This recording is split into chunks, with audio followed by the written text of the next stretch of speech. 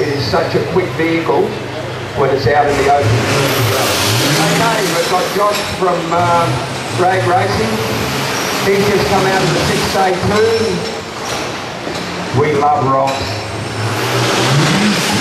Oh, very close.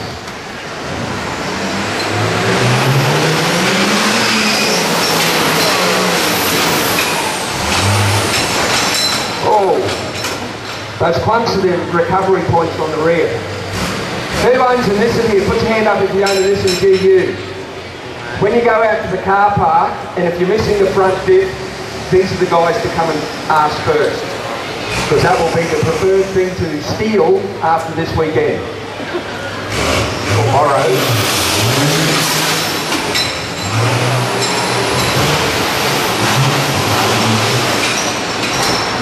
This is Josh's first year of competition. Oh dear, oh dear.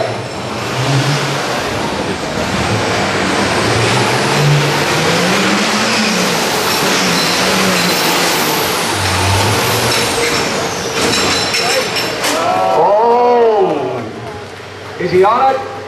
Okay.